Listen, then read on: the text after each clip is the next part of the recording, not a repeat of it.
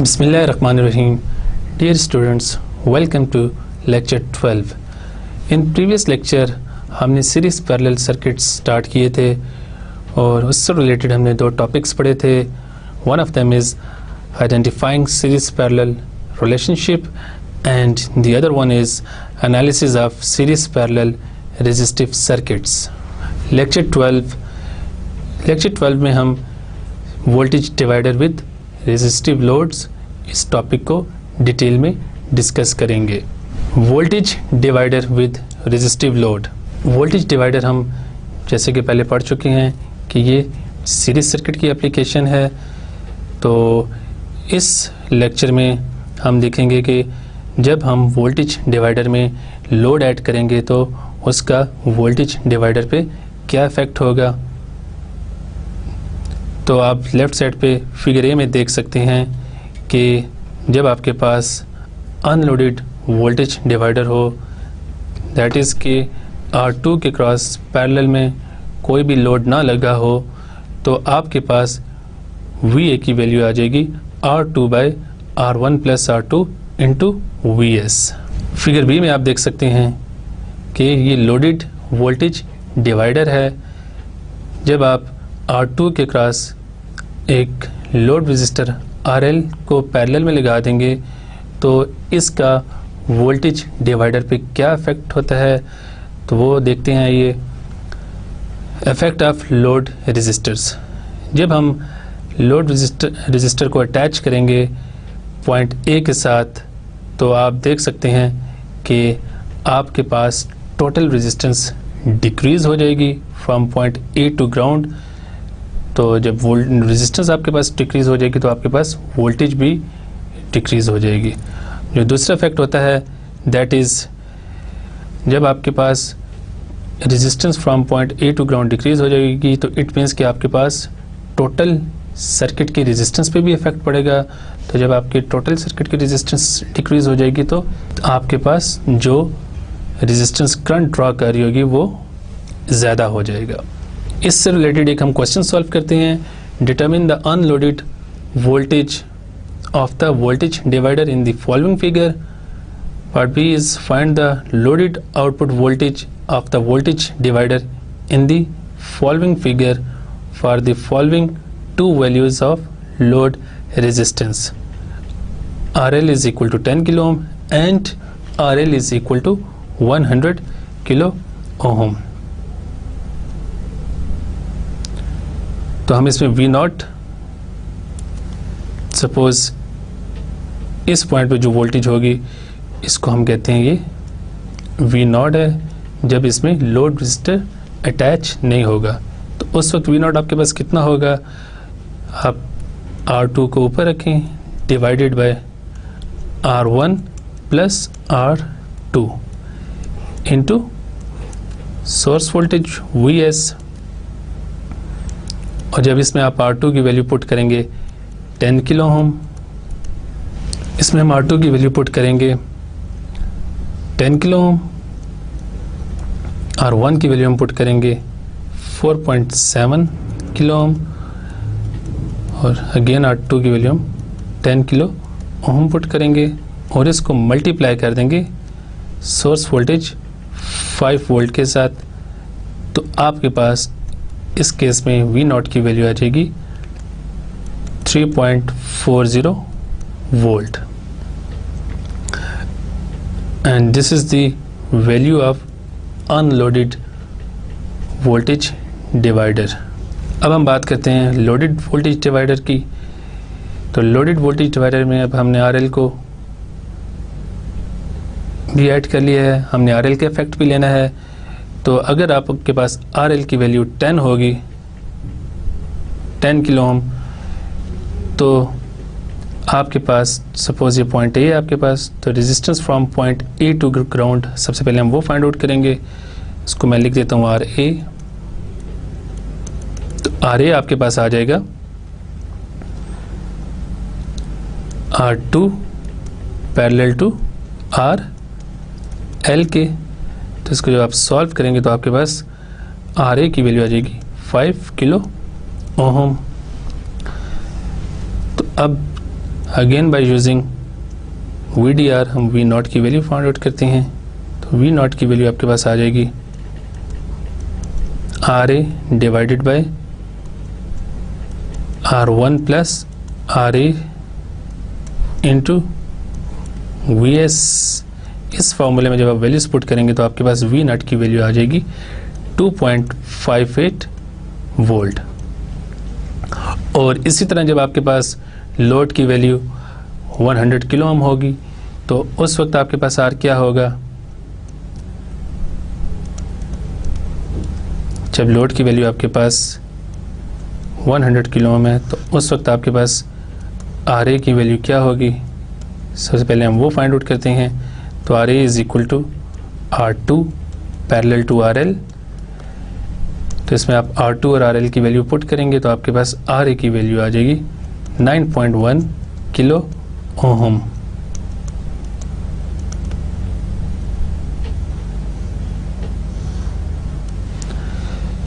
तो अब इस केस में V नॉट आपके पास किसके इक्वल होगा, RA आपके पास ऊपर आ जाएगा divided by R1 plus RA into VS। तो इसमें RA की वैल्यू हम 9.1 किलो ओम पुट करेंगे, R1 की वैल्यू हम 4.7 किलो ओम पुट करेंगे और अगेन यहाँ पे RA की वैल्यू हम 9.1 किलो ओम पुट करेंगे और VS की वैल्यू हम 5 फोल्ड पुट करेंगे। और इसको जब हम सॉल्व करेंगे तो हमारे पास V नॉट की वैल्यू आ जाएगी 3.30 volts. So this V naught and this V naught is the loaded output voltage of the voltage divider, and this V naught is the unloaded output voltage of the voltage divider. अब हम बात करते हैं load current की और bleeder current की, कि load current क्या होता है और ब्लीडर करंट क्या होता है। In a multi tap loaded voltage divider circuit, the total current drawn from the source consists of currents through the load resistor called load currents and the divider resistors. अब ये आपके पास एक loaded voltage divider circuit है। तो इसमें आप देख सकते हैं कि आपके पास ये IT करंट है, टोटल करंट। ये करंट डिवाइड हो रहा है IRL1 में और I2 में, और I2 फर्दर डिवाइड हो रहा है IRL2 में और I3 में। तो इसमें जो करंट R3 में से पास हो रहा है that is called bleeder current, और ये current actually the wasted current in this circuit होता है। तो आई ब्लीडर को हम कैसे फाइंड आउट कर सकते हैं, I bleeder is equal to I total में से ये करंट IRL1 और IRL2 को माइनस करेंगे तो आपके पास ये ब्लीडर करंट आ जाएगा। और ब्लीडर करंट 10 to 25% होता है टोटल लोड करंट के, and this is called the waste amount of current in the circuit. एक क्वेश्चन है, determine the load currents IRL1 and एक क्वेश्चन है, determine the load current IRL1 and IRL2 and the bleeder current I3 in the two tap loaded voltage divider in the following figure। तो ये आपके पास circuit है, इसमें source voltage 24 volts given है और इसमें तमाम रेजिस्टर्स की वैल्यूज़ गिवन है। एक टैप आपके पास ये है, आपने आउटपुट यहाँ लेनी है, और दूसरा टैप आपके पास ये है, पॉइंट बी पे आपने आउटपुट यहाँ पे लेनी है।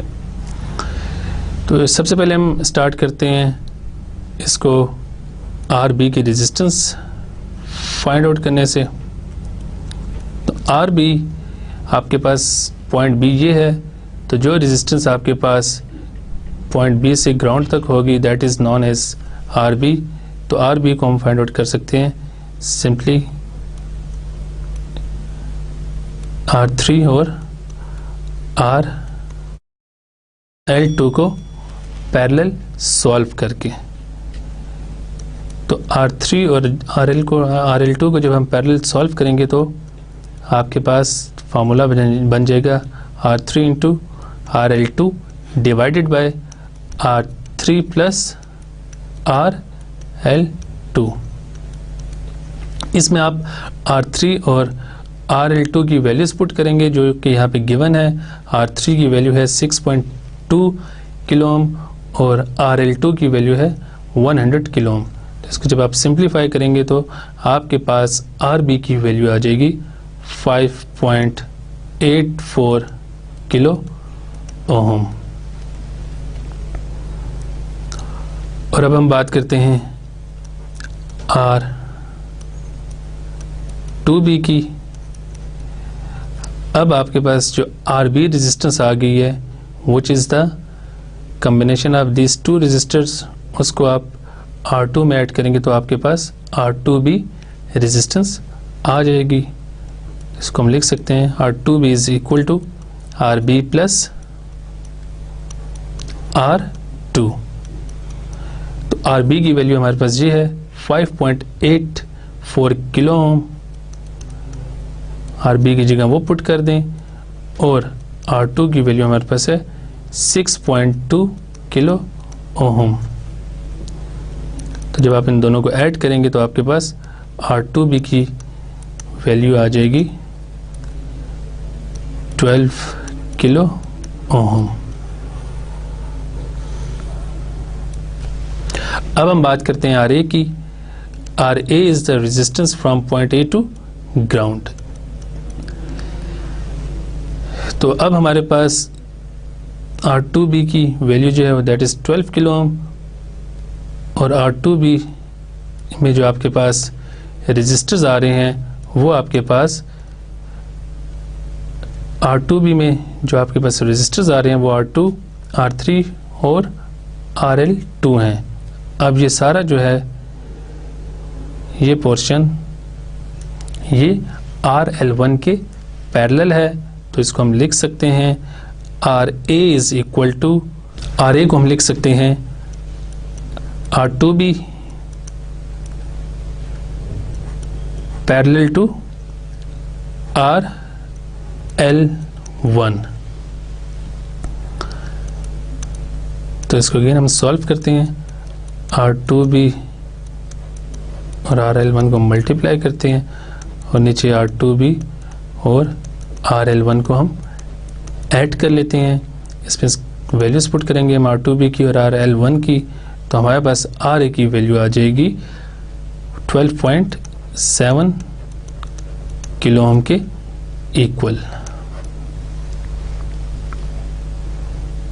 तो अब हम RT फाइंड आउट कर लेते हैं। RT is equal to R1 plus RA। R1 की वैल्यू 12 किलो ओम गिवन है और RA की वैल्यू हमारे पास आई है 12.7 किलो ओम। तो इसको जब आप सिंप्लीफाई करेंगे तो आपके पास RT की वैल्यू आ जाएगी 24.7 किलो ओम। अब हम बात करते हैं VRL1 की। Voltage across RL1 resistor. तो VRL1 आपके पास इक्वल हो जाएगा किसके? VRL1 is actually the voltage at point A।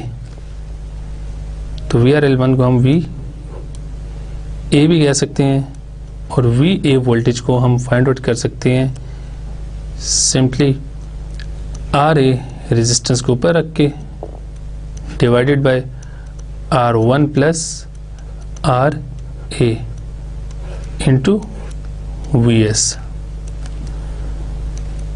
जिसमें जब आप इसमें RA और R1 और VS की वैल्यूज पुट करेंगे तो आपके पास VRL1 की वैल्यू आ जाएगी 11.3 वोल्ट्स।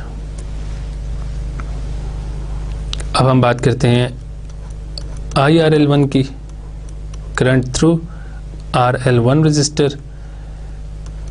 तो इसके क्रॉस वोल्टेज तो हमने फाइंड आउट कर ली है, RL1 के क्रॉस विच इज़ VRL1। तो IRL1 फाइंड आउट करने के लिए हम ओम्स लॉ को यूज़ करते हुए VRL1 को ऊपर रखेंगे और इसको डिवाइड कर देंगे RL1 के साथ।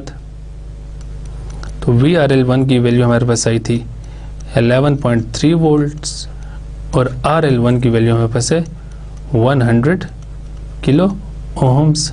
तो जब आप 11.3 को 100 किलो ओम से डिवाइड करेंगे तो आपके पास IRL1 की वैल्यू आ जाएगी 113 माइक्रो एम्पियर्स, 113 माइक्रो एम्पियर्स। अब हम बात करते हैं वोल्टेज एट पॉइंट बी की। तो voltage at point B is equal to RB divided by R2 plus RB into voltage at point A।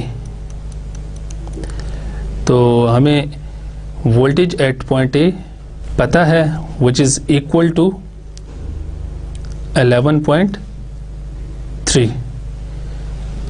तो हम यहाँ से अब VB की वैल्यू फाइंड आउट कर लेते हैं। RB की वैल्यू हम इसमें पुट करेंगे जो कि हम पहले फाइंड आउट कर चुके हैं, 5.84 किलो ओम है। R2 की वैल्यू हमारे पास 6.2 किलो ओम है और यहाँ पे दोबारा हम RB की वैल्यू पुट करते हैं विच इज़ 5.84 किलो ओम और इसको मल्टीप्लाई कर देते हैं VA के साथ विच इज़ इक्वल टू 11.3।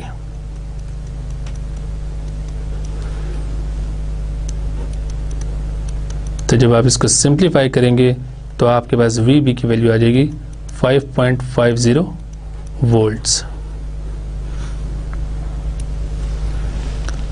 तो अब हम IRL2 की बात करते हैं। IRL2 is equal to VB into RL2। तो इसमें VB की वैल्यू आप 550 पुट करें, 5.50 वोल्ट पुट करें और RL2 की वैल्यू हमारे पास है 100 किलो ओम। तो आपके पास IRL2 की वैल्यू आ जाएगी 55 माइक्रो एम्पियर्स। अब हम bleeder current which is I3 की वैल्यू फाइंड आउट करते हैं। तो हमें VB की value as we know it is 5.50 volt. तो यहाँ पे VB बाय R3 की वैल्यूज पुट करके हम ब्लीडर करंट की वैल्यू फाइंड आउट कर सकते हैं which is equal to 887 micro amperes. तो इस क्वेश्चन में हमने IRL1 की वैल्यू फाइंड आउट की है विच इज़ 113 माइक्रो एम्पियर। हमने IRL2 की वैल्यू फाइंड आउट की है विच इज़ 55 माइक्रो एम्पियर और हमने ब्लीडर करंट I3 की वैल्यू फाइंड आउट की है which is 887 micro amperes. Next topic है ladder network. A resistive ladder network is a special type of series parallel circuit। इसको ladder network क्यों कहते हैं? इसमें आप देख सकते हैं कि आपके पास 2 लॉन्ग पोल्स हैं, एक इस साइड पे है और दूसरा अगर आप ग्राउंड्स को कॉमन कर दें, क्योंकि कॉमन होते हैं तो इनको आप एक लाइन से मिला दें तो अब आपके पास ये 2 पोल्स हो गई हैं और उनके दरमियान रंग्स हैं, तो ये एक लैडर की फॉर्म बनाती हैं। अब हम लैडर सर्किट को एनालाइज करते हैं। उसके लिए हमारे पास एक क्वेश्चन है, determine the current through each resistor and the voltage at each labelled node with respect to ground in the ladder network of the following figure. अब आपके पास ये एक सर्किट है जिसमें R1, R2, R3, R4, R5 और R6 आपके पास resistors हैं और इन सब की वैल्यूज़ भी आपको पता है और आपको सोर्स वोल्टेज की वैल्यू भी पता है। अगर इस पॉइंट को हम पॉइंट ए कह देते हैं, पॉइंट बी कह देते हैं और इसको हम पॉइंट सी कह दें, तो हमने इन पॉइंट्स पे वोल्टेजेस फाइंड आउट करनी है, VA, VB, VC और करंट थ्रू ईच रेजिस्टर हमने फाइंड आउट करना है। तो इस सर्किट को हम स्टेप बाय स्टेप सॉल्व करेंगे। सबसे पहले मैं RB फाइंड आउट करता हूँ। तो सर्किट को रीड्रॉ करते हैं।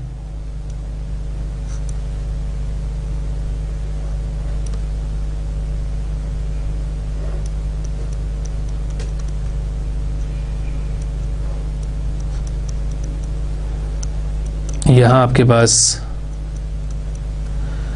वोल्टेज सोर्स है 15 वोल्ट्स का, ये R1 है, ये आपके पास R2 है और ये पॉइंट A है।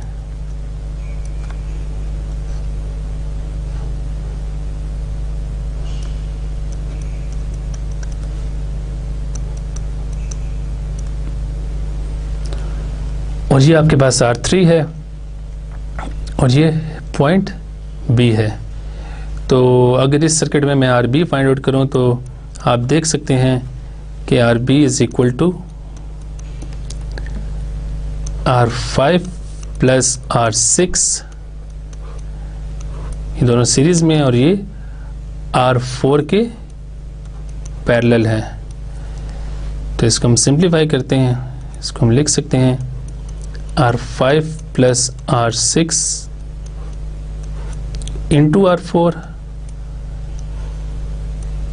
और R5 plus R6 plus R4। तो इसमें जब R4, 5 और 6 की वैल्यूज हम पुट करेंगे तो हमारे पास आंसर आ जाएगा 4.85 किलो ओम। तो हमारे पास RB की वैल्यू आ गई है 4.85 किलो ओम्स, जो कि R5 और R6 को सीरीज में सॉल्व करने से हुआ और फिर R5 और R6 के कॉम्बिनेशन को R4 के साथ पैरेलल में सॉल्व करने से आपके पास RB की वैल्यू 4.85 किलो ओम आ गई। तो हम यहाँ पे लिख सकते हैं कि ये रजिस्टर आपके पास अब RB बन गया है। अब RA फाइंड आउट करने के लिए आप देख सकते हैं कि आपके पास this is point A and the resistance from this point A to ground is RA। तो पॉइंट A से ग्राउंड तक आपके पास ये 3 रेजिस्टर्स आ रहे हैं जिसमें R2, R3 और RB हैं। तो मैं सर्किट को रीड्रॉ करता हूँ RA फाइंड आउट करने के लिए।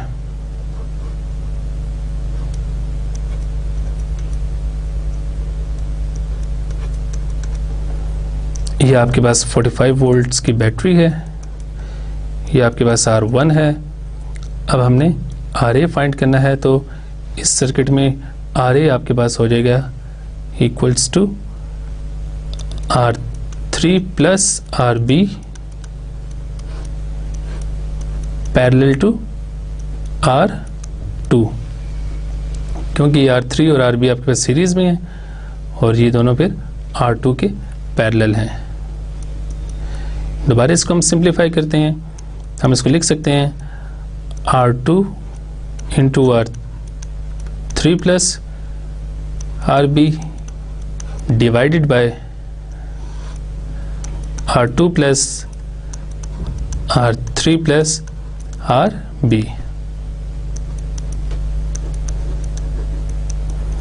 इसमें जब आप R2, R3 और RB की वैल्यूज पुट करेंगे और उसको सिंप्लीफाई करेंगे तो आपके पास RA की वैल्यू आ जाएगी 4.09 किलो ओम।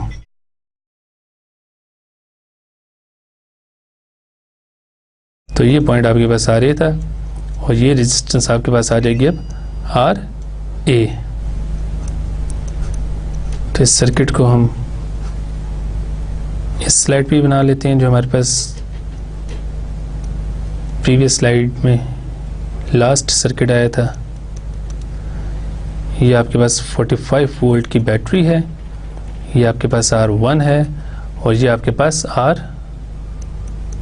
है। ये पॉइंट A था। तो अब इसमें आप जब RT फाइंड आउट करेंगे तो आपके पास RT आ जाएगा R1 प्लस RA के इक्वल। तो आप इसमें R1 की वैल्यू पुट करेंगे 1 किलो ओम और RA की वैल्यू आपके पास आई थी 4.09 किलो ओम, और इन दोनों को जब आप सॉल्व करेंगे तो आपके पास RT की वैल्यू आ जाएगी 5.09 किलो ओम। तो यहाँ से अब हम IT की वैल्यू फाइंड आउट करते हैं। As we know that IT is equal to VS by RT। तो VS की वैल्यू हमारे पास 45 वोल्ट्स है और RT की वैल्यू हमारे पास आई है 5.09 किलो ओम। जब आप 45 को 5.09 से डिवाइड करेंगे तो आपके पास IT की वैल्यू आ जाएगी 8.84 मिली एम्पियर्स। अब जो पिछली स्लाइड में मैंने 2 सर्किट्स बनाए थे उनको मैं यहाँ पे भी ड्रा कर देता हूँ ताकि हम उन्हीं सर्किट्स की हेल्प से सर्किट की बाकी क्वांटिटीज़ फाइंड आउट करेंगे।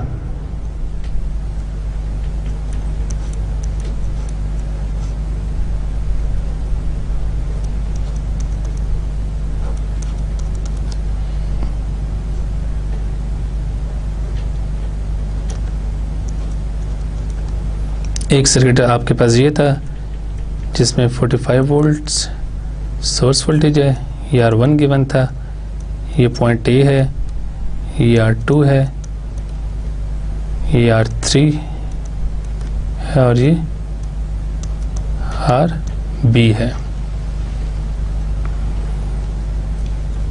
तो अब आपके पास टोटल यहाँ पे आपको इस स्लाइड पे 3 सर्किट नज़र आ रहे हैं। एक में आपको RA की वैल्यू का पता है, एक में आपको RB की वैल्यू का पता है। तो अब इन तीनों सर्किट्स को यूज़ करते हुए, एक ये सर्किट है, एक ये सर्किट है और एक ये सर्किट है, इससे हम बाकी करंट्स की वैल्यूज़ और वोल्टेज की वैल्यूज़ फाइंड आउट करते हैं। तो सबसे पहले हम बात करते हैं करंट I2 की। तो करंट I2 हम इस सर्किट से फाइंड आउट करते हैं। ये करंट आपके पास I2 करंट है। तो CDR अप्लाई करें नोड A के बाद जो आपके पास सर्किट है इस पे, तो इसमें टोटल करंट एंटर हो रहा है IT। नोड A में टोटल करंट आपके पास IT एंटर हो रहा है और वो करंट यहाँ पे डिवाइड हो रहा है। कुछ करंट R2 में से पास कर रहा है और कुछ करंट R3 प्लस RB में से पास कर रहा है। तो अगर इस सर्किट पे मैं CDR अप्लाई करूं तो आपके पास जो इसका फार्मूला बनेगा वो कुछ इस तरह का होगा कि हमें करंट I2 चाहिए तो R2 के ऑपोजिट R3 और RB हैं, तो हम ऊपर R3 प्लस RB को रखेंगे और इसको डिवाइड कर देंगे R2 plus R3 plus RB और इसको मल्टीप्लाई कर देंगे टोटल करंट के साथ। और जब आप इसमें R3, R2 और RB और IT की वैल्यूज़ पुट करेंगे तो आपके पास करंट I2 की जो वैल्यू होगी वो 4.42 मिली एम्पियर आ जाएगी। अब हम बात करते हैं करंट I3 की। तो I3 को हम लिख सकते हैं बाय KCL। अगर आप नोड ए पे KCL अप्लाई करें तो I3 करंट ये वाला करंट है। तो I3 is equal to IT minus I2। तो IT में से जब आप I2 माइनस करेंगे तो आपके पास I3 की वैल्यू आ जाएगी 4.42 मिली एम्पियर्स।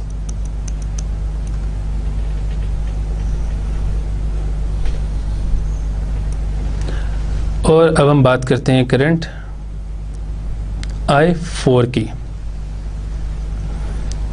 तब आप इस सर्किट को देखें, अब आपके पास क्योंकि I3 करंट तो आ गया है, अब हम I4 ईज़िली फाइंड आउट कर सकते हैं। तो नोड B के बाद आप देखें कि आपके पास रजिस्टर R4 है, R5 और R6 पैरेलल में है। तो I4 के लिए हमारे पास जो CDR की फॉर्म बनेगी वो कुछ इस तरह होगी कि R5 प्लस R6 को हम ऊपर रखेंगे divided by R4 plus R5 plus R6 हमारे पास आ जाएगा, और इसको हम मल्टीप्लाई कर देंगे करंट IT के साथ। नहीं, हम इसको मल्टीप्लाई करेंगे करंट जो नोड B में एंटर हो रहा है, और इस वक्त नोड B में करंट I3 एंटर हो रहा है। तो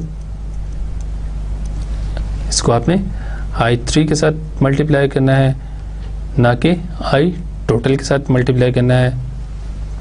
अक्सर स्टूडेंट्स ये मिस्टेक करते हैं कि जब भी वो CDR अप्लाई करते हैं तो वो हमेशा टोटल करंट के साथ मल्टीप्लाई करते हैं, लेकिन ऐसा केस हमेशा नहीं होता है। आपने जिस पैरेलल पोर्शन के ऊपर आप CDR अप्लाई कर रहे हैं, आपने देखना है कि उसके नोड में कौन सा करंट एंटर हो रहा है। इस केस में नोड B में करंट I3 एंटर हो रहा है और नोड A में करंट IT एंटर हो रहा है। अगर आपने CDR अप्लाई करना हो नोड A के बाद जो पैरेलल पोर्शन है, जैसे कि हमने यहाँ पे किया था, तो उस वक्त आपने इसको IT के साथ मल्टीप्लाई करना है। लेकिन इस केस में जब आप CDR अप्लाई करेंगे नोड B के साथ, नोड B के बाद जो आपके पास पैरेलल सर्किट आ रहा है जिसमें R4, R5 और R6 हैं, तो आपने जो करंट नोड B में एंटर हो रहा है आपने उससे CDR फार्मूले में मल्टीप्लाई करना है। तो जब आप इसमें R5 की और R6 की वैल्यूज पुट करेंगे और इसको करंट I3 जो कि हमारे पास 4.42 मिली एम्पेयर है, तो इस फार्मूले में सारी वैल्यूज पुट करने के बाद आपके पास I4 की वैल्यू आ जाएगी 2.14 मिली एम्पियर्स।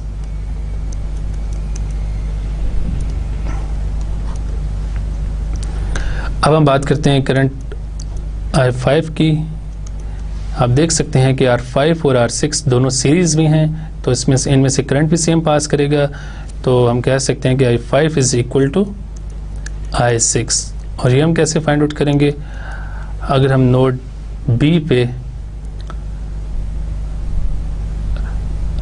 B पे KCL अप्लाई करें तो हमारे पास ये फॉर्म आ जाएगी कि I3 में से हम I4 को माइनस शिफ्ट करेंगे तो आपके पास करंट I5 और I6 आ जाएगा। तो जब आप इसको इसमें से माइनस करेंगे तो आपके पास करंट आ जाएगा 2.28 मिली एम्पियर्स। अब हम बात करते हैं वोल्टेज एट पॉइंट A क्या होगी। तो आप इस सर्किट को देखें, तो हम इस सर्किट की हेल्प से VA फाइंड आउट करते हैं।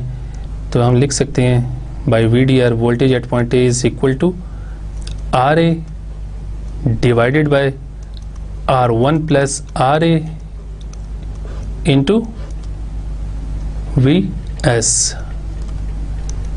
तो RA की वैल्यू और R1 और VS की वैल्यूज पुट करके आपके पास VA की वैल्यू आ जाएगी 36.2 वोल्ट्स। अब हम बात करते हैं VB की।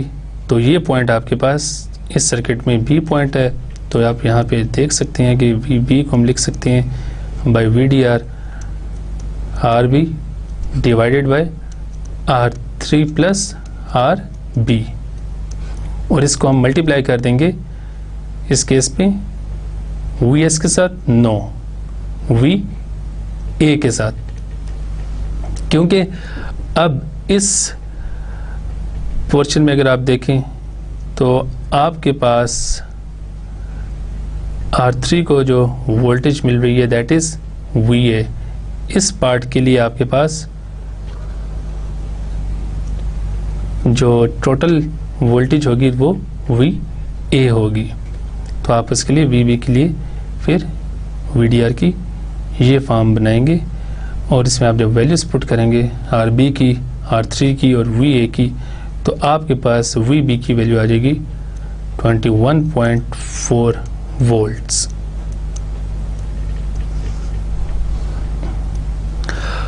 और अब हम बात करते हैं VC की, तो VC की वैल्यू मैं यहाँ फाइंड आउट करता हूँ। तो VC के लिए अगेन हम VDR अप्लाई करके R6 को इस सर्किट में आप देखें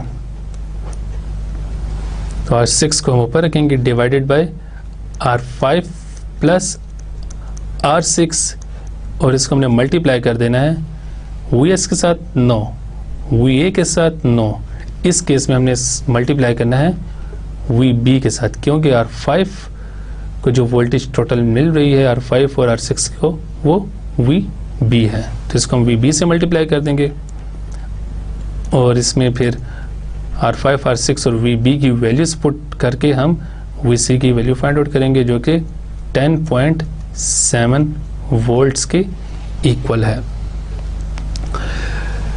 तो इस क्वेश्चन में हमने लैडर नेटवर्क को सॉल्व किया है, और हमने देखा है कि लैडर नेटवर्क में जितने भी आपके पास सीरीज पैरेलल कॉम्बिनेशन बनते जा रहे हैं रेजिस्टर्स के, हमने उनमें से जितना करंट पास आउट कर रहा है वो हमने फाइंड आउट किया, और उनमें से उनके क्रॉस जितनी वोल्टेज अपीयर हो रही है वो हमने फाइंड आउट किया है। तो आपके पास तमाम करंट्स और तमाम वोल्टेजेस यहाँ पे आ गई हैं। R1 में से जो करंट पास कर रहा है दैट इज IT, तो इसको हम I1 भी कह सकते हैं। इस तरह R2 में से ये करंट पास कर रहा है, R3 में से ये करंट पास कर रहा है, R4 में से I4 करंट पास कर रहा है, और R5, 6 में से सेम करंट पास कर रहा है विच इज़ 2.28 मिली एम्पेयर, और फिर हमने VA, VB और VC फाइंड आउट किए हैं। तो हमने इस क्वेश्चन में देखा है कि हम डिफरेंट टेक्निक्स जो हम पहले पढ़ चुके हैं, जिसमें KVL किरचॉफ्स वोल्टेज लॉ है, KCL किरचॉफ्स करंट लॉ है, VDR वोल्टेज डिवाइडर रूल है, CDR करंट डिवाइडर रूल और ओम्स लॉ, उन सब को हम यूज़ करके अब कोई भी सीरीज पैरेलल सर्किट्स को एनालाइज कर सकते हैं। तो अब सबसे इम्पोर्टेंट चीज़ ये है कि आपने सबसे पहले किसी भी सर्किट को देख के ये आइडेंटिफाई करना है कि उसका कौन सा पोर्शन सीरीज़ में है और कौन सा पोर्शन पैरेलल में है। तो आपने अभी जो हमने देखा होगा कि जो अभी हमने एक एग्जांपल सॉल्व किया है उसमें हम सर्किट को सिंप्लीफाई भी करते हैं। सिंप्लीफाई करने से ये हमें फ़ायदा होता है कि आपको सर्किट की क्लियर अंडरस्टैंडिंग होना शुरू हो जाती है। फॉर एग्ज़ाम्पल अगर आपके पास इसी सर्किट को मैं दोबारा आपको बताता हूँ कि इस सर्किट में हमने क्या क्या किया था। तो इस सर्किट में हमने देखा था कि आपके पास R5 और R6 सीरीज़ में हैं। जब हमने इन दोनों को सॉल्व किया तो ये R4 के पैरेलल आ गए हैं। फिर इन तीनों को हमने R3 की सीरीज़ में रखा और फिर उस सब एक्सप्रेशन को जो R3, R4, R5, R6 पे मुश्तमिल था उसको R2 के पैरेलल रखा और एट द एंड फिर R1 के साथ सीरीज़ में सॉल्व किया है। इस तरह आपके पास डिफरेंट किस्म के सर्किट्स होंगे जिसको आप किरचॉफ्स लॉ और VDR CDR को यूज़ करके उसको कम्प्लीटली एनालाइज कर सकते हैं। उसमें करंट की वैल्यूज़ फाइंड आउट कर सकते हैं, उसमें वोल्टेज की वैल्यू फाइंड आउट कर सकते हैं, उसमें बाज़ दफ़ा आपको करंट की वैल्यूज़ गिवन होंगी और वोल्टेज की वैल्यूज़ गिवन होंगी तो फिर आप रेजिस्टेंस की वैल्यू फाइंड आउट कर सकते हैं। तो सर्किट में कोई भी आपको क्वांटिटी फाइंड आउट करनी हो, for example voltage, current, resistance, तो आपने यही सेम टेक्निक्स जो हम सीरीज सर्किट में और पैरेलल सर्किट में पढ़ चुके हैं उनको अप्लाई करना है। अब हम बात करते हैं R/2R लैडर नेटवर्क की। A basic R/2R ladder network is shown in the figure. The name comes from the relationship of the resistor values. R represent a common value and one set of resistors has twice the values of other.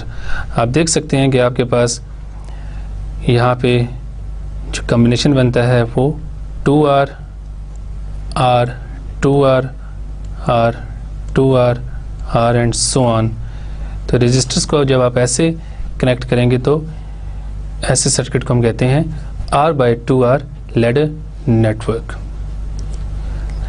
तो ये जो ladder network है that is commonly used in DAC application, जहां आपको digital data को analogue data में convert करना हो। तो फिगर में आप देख सकते हैं कि आपके पास ये एक रेजिस्टर्स की अरेंजमेंट है 2R, R, 2R, R, 2R, R, 2R and 2R, और आपके पास यहाँ पे 4 इनपुट्स हैं, इनपुट 1, इनपुट 2, इनपुट 3, और इस पॉइंट पे आप आउटपुट लेंगे सर्किट में। इट मीन्स कि आपके पास यहाँ पे 4 इनपुट्स हैं और आपके पास आउटपुट सिर्फ एक है। अब उसी सर्किट में हमने स्विचेस को ऐड कर लिया है, switch 1, switch 2, switch 3, switch 4। The switches used in this illustration simulate the digital inputs.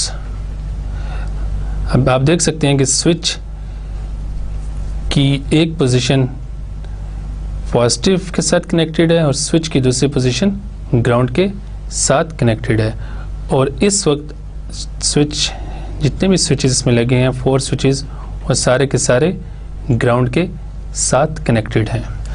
Analysis of R/2R ladder network. तो जैसे कि हमने देखा कि 4 स्विचेस थे, 4 इनपुट्स थी, तो इसको एनालाइज करने के लिए हम एट अ टाइम एक स्विच को ऑन रखेंगे और बाकी 3 स्विचेस को ऑफ करेंगे। तो इस केस में हम सबसे पहले स्विच 4 को ऑन करते हैं। ऑन करने का मतलब है कि उस पर हम वोल्टेज अप्लाई करते हैं। तो हम अब इस सर्किट को एनालाइज करते हैं और हम देखते हैं कि हमारे पास आउटपुट क्या आएगी।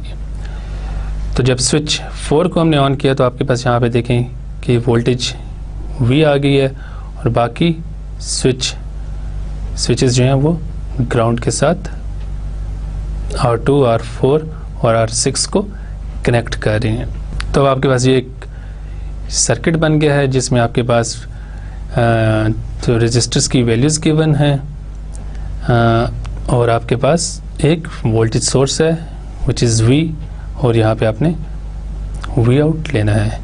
तो इस सर्किट की फॉर्म जो हम पहले सर्किट सॉल्व कर चुके हैं या एनालाइज कर चुके हैं उससे थोड़ी सी डिफरेंट है, लेकिन जब आप इसको रीअरेंज करेंगे तो ये आपके पास वैसे ही फॉर्म आ जाएगी जो आप पहले पढ़ चुके हैं।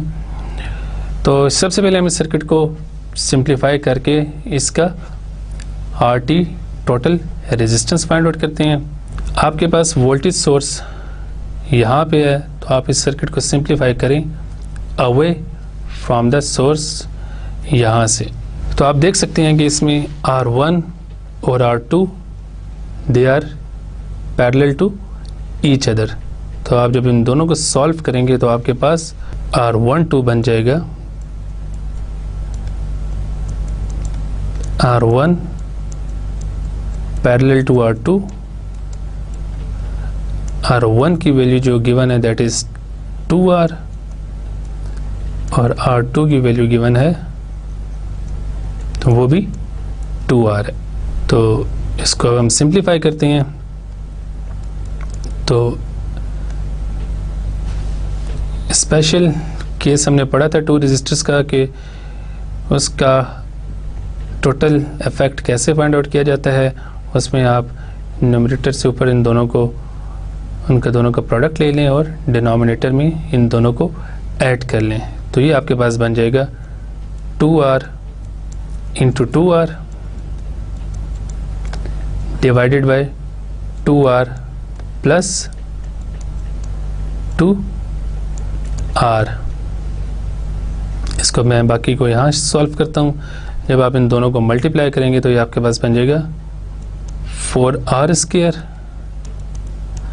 और जब आप इन दोनों को नीचे ऐड करेंगे तो आपके पास बन जाएगा 4r। तो 4 4 से कैंसिल हो जाएगा, r इससे कैंसिल हो जाएगा, और आपके पास r12 की वैल्यू बचेगी सिर्फ r। अब आप देख सकते हैं कि r12 की वैल्यू जो हमारे पास इस स्लाइड में r आ गई है, वो वैल्यू r3 के साथ सीरीज़ में है। तो हम कह सकते हैं कि अब हमारे पास r1 2 3 जो है वो किसके इक्वल है, मैं आपको यहाँ लिख के बता देता हूँ।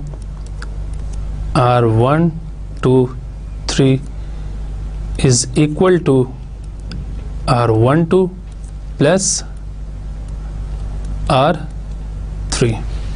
तो r12 की वैल्यू हमारे पास r आई थी, और r3 की वैल्यू हमारे पास r है।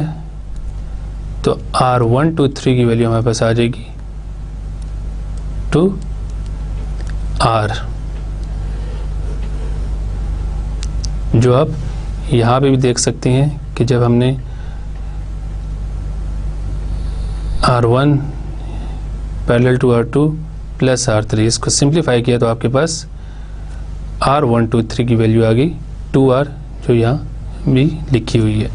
अब हम बात करते हैं r1 2 3 4 की। तो इसमें आपके पास जो r1 2 3 है that is in parallel with r4। आप देख सकते हैं कि ये वैल्यू आपके पास r12, आप देख सकते हैं कि ये वैल्यू आपके पास r1 2 3 के इक्वल है। तो इस एक्सप्रेशन में r1 2 3 की वैल्यू हम पुट करेंगे विच इज़ 2r, और r4 की हम वैल्यू पुट करेंगे 2r। इसको अगेन हम सिंप्लीफाई करेंगे तो ये आपके पास आ जाएगा 4r square divided by 4r। 4 4 से कैंसिल हो जाएगा, और r से कैंसिल हो गया, आपके पास r1 2 3 4 की वैल्यू आ जाएगी r। तो ये जो आपके पास एक्सप्रेशन था ये r1 2 3 4 के इक्वल है। अब हम बात करते हैं r1 2 3 4 5 की।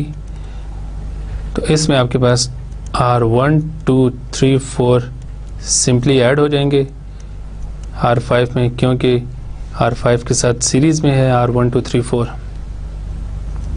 तो r1 2 3 4 की वैल्यू हमारे पास r है, और r5 की वैल्यू हमारे पास r है।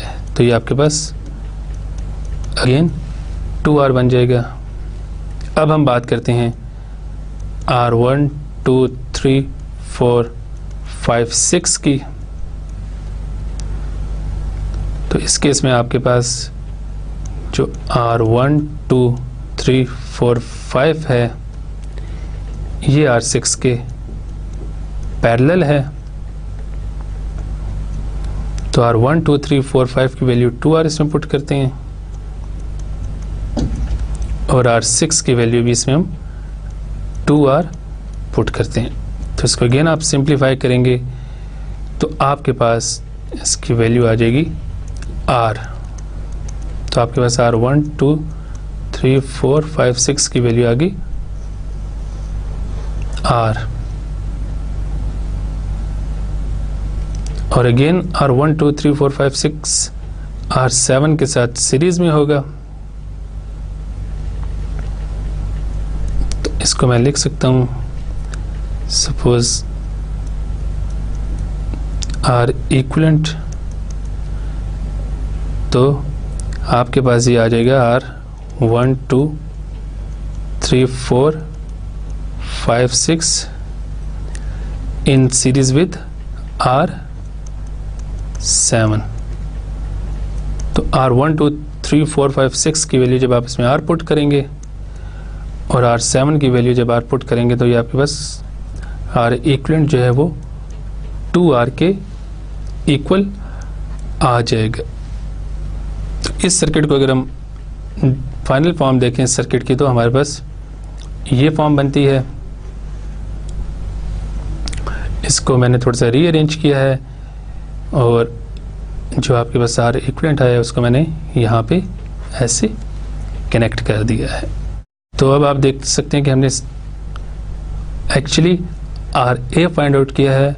हमने सर्किट को स्टेप बाय स्टेप सॉल्व करके हम इसको पॉइंट A तक ले आए हैं और पॉइंट A पे जो आपको टोटल रेजिस्टेंस मिल रही है दैट इज 2R, जो आप यहाँ पे भी देख सकते हैं। अब V out is the voltage at point A to ground, तो इस पे VDR अप्लाई करते हैं तो V out हमारे पास हो जाएगा R इक्विवेलेंट को हम ऊपर रखेंगे divided by R8 plus R equivalent into इसको मल्टीप्लाई कर देना है हमने V के साथ जो आपकी सोर्स वोल्टेज है। तो R इक्विवेलेंट की वैल्यू हम पुट करेंगे 2R, R8 की वैल्यू हमारे पास 2R है और R इक्विवेलेंट की भी 2R है, तो ये नीचे 4R बन जाएगा इंटू V। तो R से कैंसिल हो जाएगा और 2 2 ज़ा 4 हो जाएगा। तो V आउट आपके पास आ जाएगा V बाय 2 के इक्वल। अब इसी R by R2 ladder network का हम एक और केस एनालाइज करते हैं। इस केस में आपके पास स्विच 3 जो था उस पे वोल्टेज V हमने अप्लाई की यहाँ पे और बाकी तमाम स्विचेस को हमने ग्राउंड पोजीशन पे शिफ्ट कर दिया। तब आपने इस सर्किट को एनालाइज करना है। इस सर्किट में अब आपके पास जो V इन है, जो सोर्स वोल्टेज है वो यहाँ पे है और जो V आउट होगी वो यहाँ पे होगी। तो आइए इस सर्किट को हम एनालाइज करते हैं। अगेन इसको हम इसी साइड से सिंप्लीफाई करेंगे। तो सबसे पहले हम इनको नाम दे देते हैं। ये आपके पास सपोज R1 है, ये आपके पास रजिस्टर R2 है, ये रजिस्टर आपके पास सपोज R3 है, ये रजिस्टर आपके पास R4 है, इसको हम R5 कह देते हैं, इसको हम R6 कह देते हैं, इसको हम R7 कह देते हैं और इसको हम R8 कह देते हैं। तो अगेन सबसे पहले हम R1 2 को सॉल्व करते हैं। R1 is in parallel with R2, तो इसको हम सॉल्व करें। इसको सॉल्व करने का तरीका पता है कि डायरेक्ट हम इसको लिख देते हैं 2R into 2R divided by 2R plus 2R। तो ये आपके पास बन जाएगा 4R square divided by 4R। 4 से कैंसिल हो गया, ये R इस R से कैंसिल हो जाएगा और आपके पास R1 2 की वैल्यू आ जाएगी R। अब आपके पास R1 2 जो है वो R3 के साथ सीरीज में है, तो इसको मैं कह देता हूँ R1 2 3। तो R1 2 प्लस R3 एक्सप्रेशन हमारे पास आ जाएगा। तो R12 की वैल्यू इसमें मैं R पुट करता हूँ और R3 की वैल्यू भी R गिवन है, तो ये आपके पास 2R बन जाएगा। अब हम बात करते हैं R1 2 3 4 की। अब इस केस में आपके पास जो R1 2 3 आ गया है वो R4 के पैरेलल है, तो आप इसको लिख सकते हैं R1 2 3 पैरेलल टू R4। तो R1 2 3 की वैल्यू हम 2R पुट करते हैं और R4 की वैल्यू हमारे पास है 2R। तो जब इसको आप सिंप्लीफाई करेंगे तो आपके पास इसकी वैल्यू R आ जाएगी। अब हम बात करते हैं R1 2 3 4 5 की। तो R1 2 3 4 जो हैं वो R5 के साथ सीरीज़ में हैं, तो आप इसको लिख सकते हैं R1 2 3 4 5 is equal to R1 2 3 4 plus R5। तो R1 2 3 4 की वैल्यू हमारे पास R है और R5 की वैल्यू भी हमारे पास R है, तो ये आपके पास 2R बन जाएगा। तो हमने इस पॉइंट से ऊपर जितने भी सीरीज पैरेलल कॉम्बिनेशन थे उनको सॉल्व कर लिया है। और अगर मैं सर्किट को रीड्रॉ करूं तो देखते हैं कि हमारे पास सर्किट की नई फॉर्म क्या बनती है। ये आपके पास वोल्टेज है और ये आपके पास R6 जिसकी वैल्यू 2R है, और यहाँ आपके पास जो आपने R1 to R5 तक सॉल्व किया था ऑन रेजिस्टेंस की टोटल वैल्यू लिख देते हैं।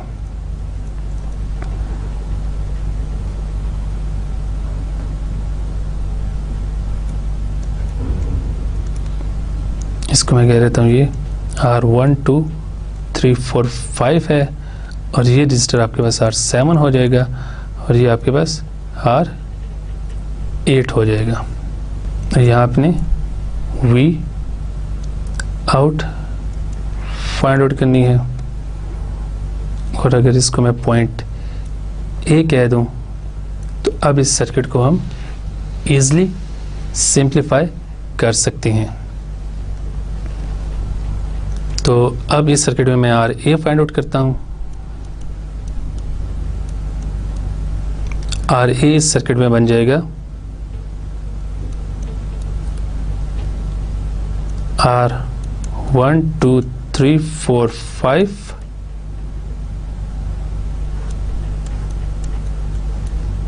in parallel with R7 plus R8। तो इसको हम सिंप्लीफाई करते हैं। R1 2 3 4 5 की वैल्यू हमें पता है वो 2R है, R7 की वैल्यू हमें पता है वो R है, और R8 की वैल्यू हमें पता है वो 2R है। तो 2R और R टोटल हमारे पास 3R बन जाएंगे। तो इसको अगर हम सिंप्लीफाई करें तो आपके पास 2R into 3R divided by 2R plus 3R बन जाएगा। ये इसको मल्टीप्लाई करें तो आपके पास ये बन जाएगा 6R square divided by 5R। तो एक R इसके साथ कैंसिल हो जाएगा, तो आपके पास RA की वैल्यू आ गई है 6/5R।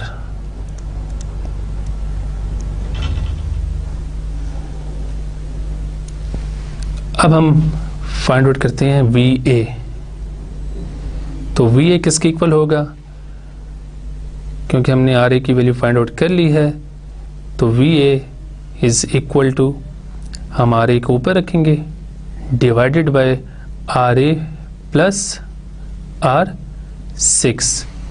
तो नेक्स्ट स्लाइड में मैं इसको सॉल्व करता हूँ। पिछली स्लाइड में हमारे पास फाइनल सर्किट बना था, उसको मैं यहाँ रीड्रॉ करता हूँ। ये आपके पास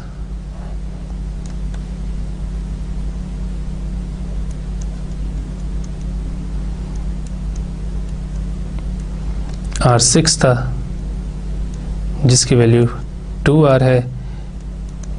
हमारे पास 1 2 3 4 5 आ गया था और यहाँ पे आपके पास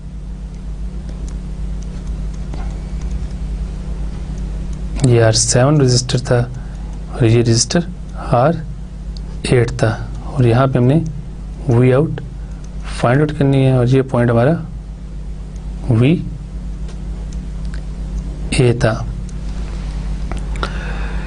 तो R1 2 3 4 की वैल्यू हमारे पास आई थी R2R के इक्वल,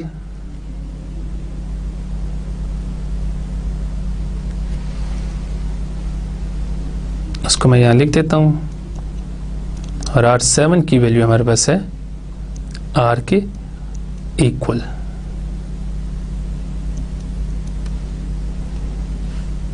और इसी तरह R8 की वैल्यू है हमारे पास 2R।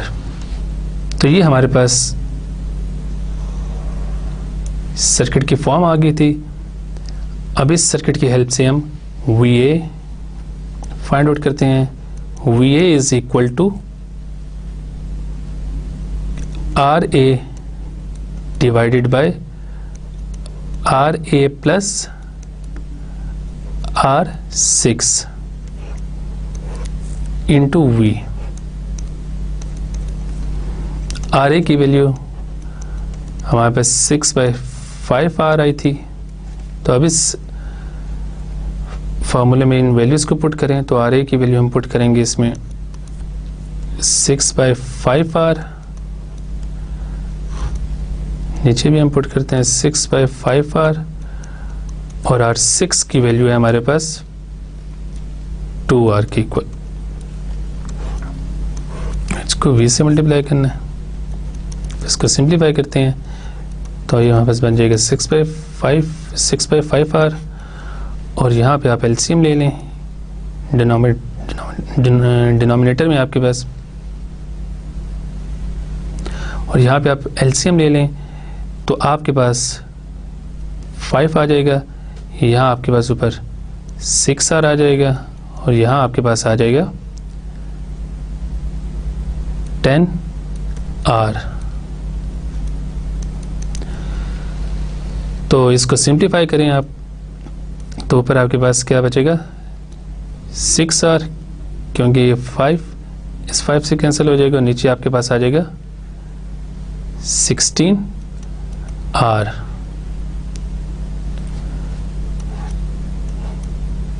इंटू V, तो ये R से कैंसिल हो जाएगा, तो आपके पास VA की वैल्यू आ जाएगी 6/16 वोल्ट। और अब यहाँ से हम V आउट की वैल्यू फाइंड आउट करते हैं। तो V out is equal to R8 divided by R7 plus R8 into VA। तो R8 की वैल्यू हमारे पास 2R है, और R7 की वैल्यू R है, और R8 की वैल्यू 2R है, तो ये आपके पास 3R बन जाएगा, और इसको मल्टीप्लाई कर देना हमने 6/16 वोल्ट्स के साथ, जो VA की वैल्यू आई है हमारे पास। इसको सिंप्लीफाई हम करें तो R से कैंसिल हो जाएगा, 2 8 से 16 एंड 3 2 जा 6। 2 को आप 2 से आप 8 को डिवाइड करें तो 2 4 जा 8 हो जाएगा, तो आपके पास V आउट आ जाएगा 1/4 वोल्ट के इक्वल। तो आपने नोट किया होगा कि जब स्विच 4 ऑन था और बाकी तीनों स्विचेस ऑफ थे तो आपके पास V आउट आया था 1/2 वोल्ट, और जब आपके पास स्विच 3 ऑन है और बाकी स्विचेस ऑफ हैं, ग्राउंड के साथ कनेक्टेड हैं, तो आपके पास V आउट की वैल्यू आ गई है 1/4 वोल्ट। अब हम R/2R का एक और केस एनालाइज करते हैं।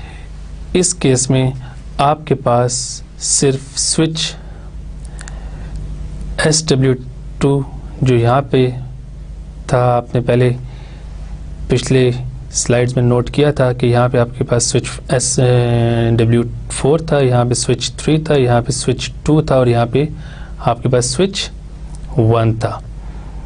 तो इस केस में आपके स्विच 1 जो है ये वोल्टेज सोर्स के साथ कनेक्टेड है और बाकी आपके सारे स्विचेस ग्राउंडेड हैं।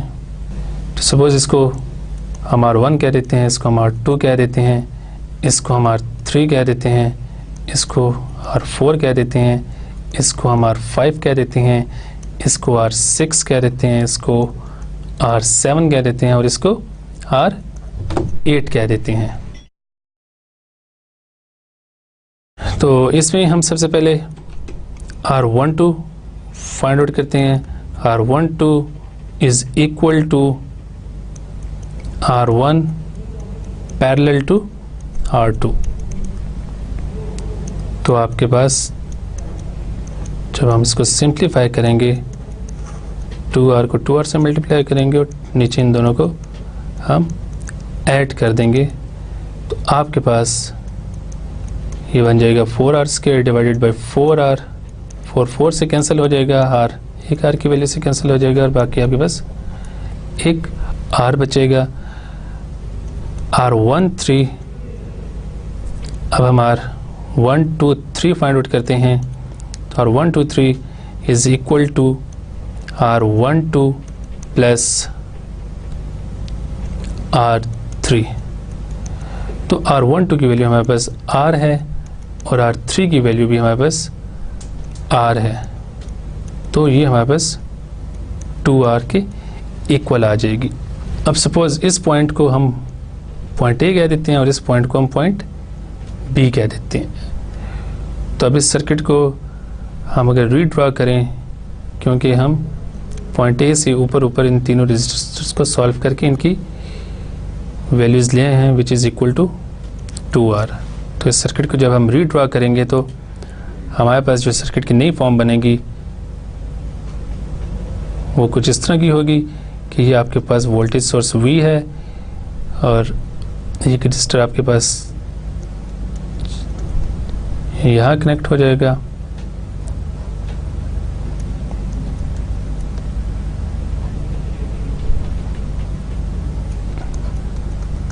तो आपके पास नई जो सर्किट की फॉर्म बनेगी वो कुछ इस तरह की होगी।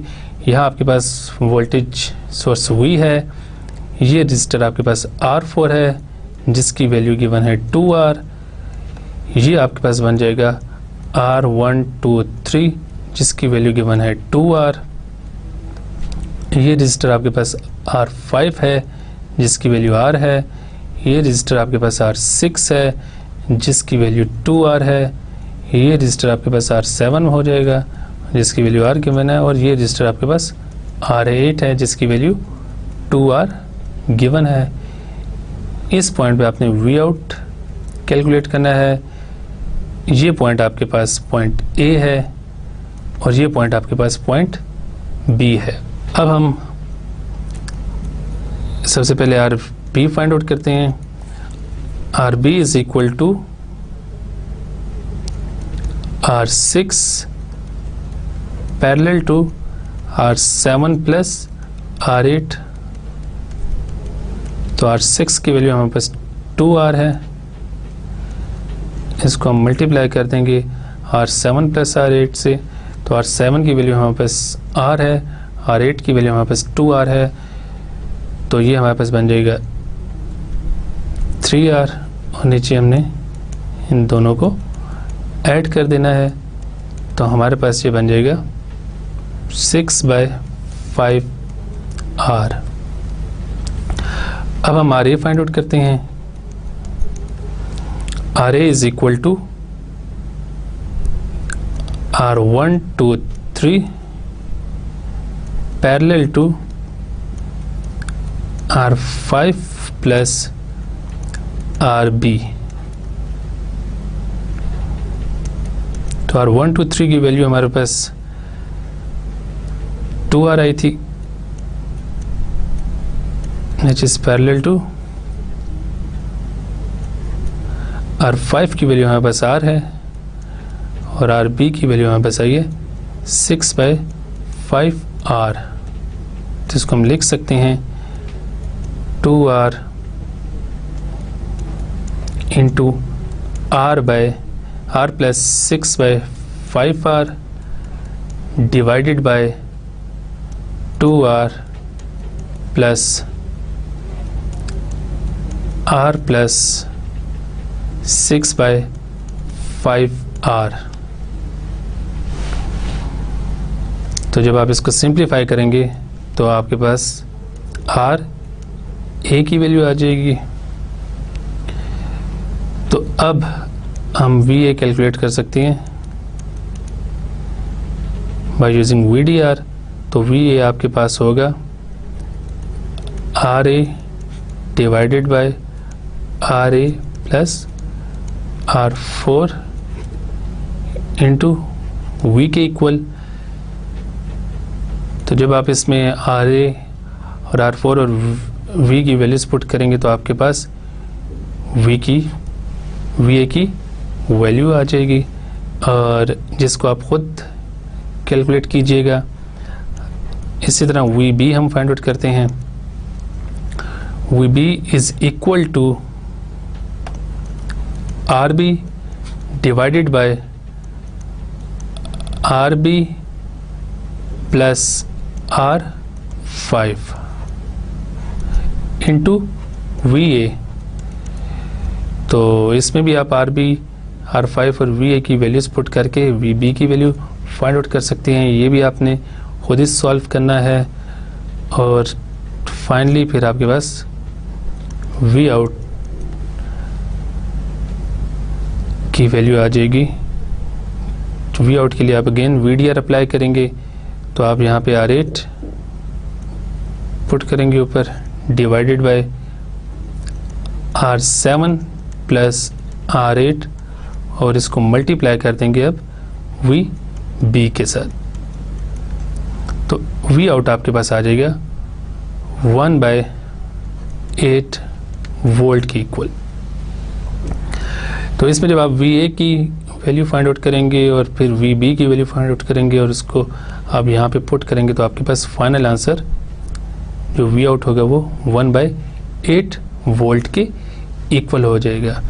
और अगर इसी तरह इस सर्किट में आपके पास ये पॉइंट भी ग्राउंड हो, ये भी ग्राउंड हो, ये भी ग्राउंड हो, और यहाँ पे वोल्टेज गिवन हो, तो आपके पास V आउट आ जाएगा 1/16 वोल्ट के।